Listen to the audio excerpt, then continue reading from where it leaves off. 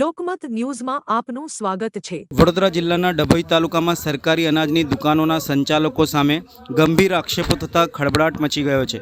જિલ્લા પંચાયતના થુવાવી બેઠક પરથી વિજેતા થયેલા જિલ્લા પંચાયત સભ્ય ભાવેશ પટેલે સોશિયલ મીડિયા ઉપર પોસ્ટ મૂકી સરકારી અનાજ વિતરણ વ્યવસ્થામાં ગેરરીતિ થતી હોવાના આક્ષેપો કર્યા છે।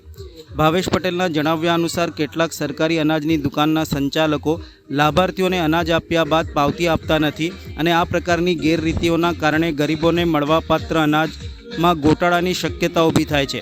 ભૂતકાળમાં પણ પાવતી વિના અનાજ વિતરણ અને સરકારી અનાજની સગેવગે સંબંધિત અનેક કૌભાંડો સામે આવ્યા હોવાનું તેમણે જણાવ્યું હતું। તેમણે દાવો કર્યો છે કે ગરીબોના હકનું અનાજ કોઈપણ સંજોગોમાં ખોવાઈ ન જાય તે માટે તેઓએ આ મુદ્દે અભિયાન શરૂ કર્યું છે અને આવી ગેરરીતિઓને ઉજાગર કરવા માટે બેડું ઉઠાવ્યું છે। આગામી સમયમાં તપાસ કરીને જવાબદાર લોકો સામે કાયદેસરની કાર્યવાહી કરાવવા માટે પણ પ્રયાસ હાથ ધરવામાં આવશે તેમ તેમણે જણાવ્યું હતું। ભાવેશ પટેલે વધુમાં જણાવ્યું હતું કે આ સમગ્ર મામલે ડભોઈના ધારાસભ્ય શૈલેષભાઈ મહેતાને પણ જાણ કરવામાં આવી છે અને આગામી સંકલન બેઠકમાં આ મુદ્દે ચર્ચા વિચારણા કરવામાં આવશે। ઉપરાંત મધ્યાહન ભોજન યોજનામાં વિદ્યાર્થીઓને પૂરતો જથ્થો મળી રહે તે બાબતે પણ સંબંધિત અધિકારીઓનું ધ્યાન દોરવામાં આવશે। જિલ્લા પંચાયત સભ્યની આ પોસ્ટ બાદ સરકારી અનાજ વિતરણ વ્યવસ્થામાં જોડાયેલા વર્તુળોમાં ચર્ચાઓ તેજ બની છે અને જો આક્ષેપોની દિશામાં તપાસ આગળ વધશે તો અનેક મહત્ત્વના ખુલાસા થવાની શક્યતા પણ વ્યક્ત કરવામાં આવી રહી છે।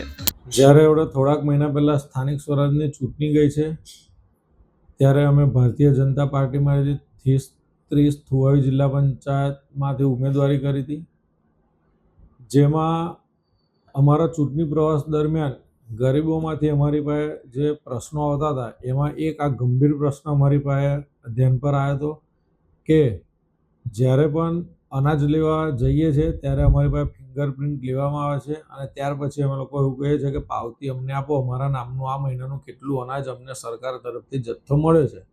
તો ત્યાંથી એ દુકાનદાર દ્વારા એવું કહેવામાં આવે છે અમારી પાસે પ્રિન્ટર નથી, પ્રિન્ટર બગડી ગયું છે હોય તો એવી રીતે કોઈ પણ કારણ બતાવીને પાવતી આપવામાં આવતી નથી। ત્યારબાદ એ લોકોને સીધું અનાજ સીધું આપવામાં આવે છે, 2 કિલો ચોખા, 4 કિલો ચોખા એવી રીતે આલીને તમારું પતી ગયું।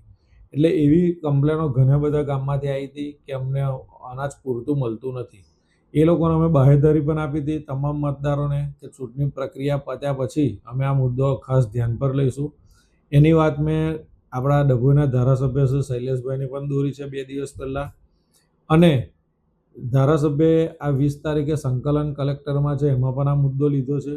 2 દિવસ પહેલાં એટલે જણાવ્યું છે કે અત્યારે જે અનાજનો જથ્થો વિતરણ 1લી તારીખથી ચાલુ થયું છે એમાં ભીલાપુર ગામમાં અમે એનું સર્વે કર્યું કે આ મુદ્દો આવ્યો છે તો સાચો છે ખોટો। તો ભીલાપુર ગામમાં જે લોકો અનાજ લેવા ગયા એ લોકોએ ત્યાં પાવતી માગી તો પાવતી આપવામાં આવતી નથી એવું સીધું કહી દેવામાં આવ્યું અને સીધું અનાજ આપવામાં આવ્યું। ત્યાર પછી અમે ધારાસભ્યને ધ્યાન દોર્યું છે અને મેં પોસ્ટ એટલે જ મૂકી છે કે ભારતીય જનતા પાર્ટીની મોદી સરકાર જો આટલા વર્ષોથી 80 કરોડ જેટલા લોકોને મફતમાં અનાજ આપતી હોય તો ક્યાંક ને ક્યાંક અધિકારીઓએ ક્યાંક ને ક્યાંક દુકાન સંચાલકો આમાં મિલીભગત કરીને જો ગરીબોનું અનાજ પચાવી પાડતા હોય તો એ કોઈપણ કારણોસર ચલાવી લેવામાં ના આવે અને મતદારો જ જો અમને આની કમ્પ્લેન કરે તો અમારે ધ્યાન પર લેવી જ પડે અને એ ધ્યાને આવતા આ કાર્યવાહી આવનારા સમયમાં અમે કરવાના છે। ભાવેશભાઈ, ઇન્ડિવિજ્યુઅલી કયા દુકાનદારો આવું કરે છે અને એ લોકો ગેરરીતિ કરે છે, અનાજને પણ બરોબર સગવડ કરવાનો પ્રયત્ન કરતા હોય છે, આપનો પ્રયત્ન શું રહેશે આગામી સમયની અંદર કે એ લોકોની જે દુકાનો છે એને સીલ કરવામાં આવશે કે પછી? ડભોઈ તાલુકામાં ચૂંટણી પત્યા પછી છેલ્લા 1 મહિનામાં ઘણા બધા ગામોમાં સર્વે કર્યું છે, 90% ગામમાં અનાજની કૂપન આપવામાં જ નથી આવતી એવું અમારા ધ્યાને આવ્યું છે। ત્યાર પછી અમે આ મુદ્દો ઉઠાવ્યો છે। આવનારા સમયમાં જે તો ખબર પડશે અધિકારીઓ પર કે જે પણ આમાં ગેરરીતિમાં સંડોવાયેલું છે એની પર એક્શન લેવાય છે કે નહીં। 100% જ ધારાસભ્યશ્રી સરકારમાં રજૂઆત કરવાના છે, જે પણ આમાં દોષિત હશે એની પર પગલાં લેવાશે જ અને સરકારમાંથી જે પણ અનાજનો જથ્થો આવે છે દરેક લાભાર્થીને પૂરેપૂરો અપાવવાના અમારા પ્રયત્ન હશે અને એને પૂરેપૂરો મળશે જ। બસ તમે જે પ્રશ્ન અનાજને ગરીબોના અનાજને લઈને વાત કરી, મધ્યાહન ભોજનની અંદર પણ અનાજ સગેવગે થવાના કૌભાંડો ચાલતા હોય છે, શું આગામી સમયની અંદર મધ્યાહન ભોજનના કૌભાંડને પણ ઉજાગર કરવા માટેનો પ્રયત્ન કરશો?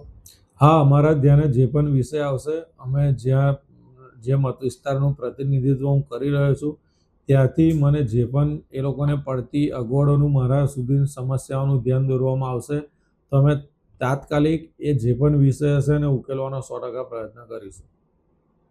અત્યારે બાળકોને મધ્યાહન ભોજનમાં અનાજ નથી મળતા, ગરીબોને અનાજ નથી મળતા. આજે પાવતીઓનો જે પ્રશ્ન આવે છે વારે ઘડીએ કે ભાઈ પ્રિન્ટર નથી હોતા, તો એ લોકોના પ્રશ્ન જે હોય છે આપને ધારાસભ્ય દ્વારા સંકલનમાં રજૂઆત કરવામાં આવશે.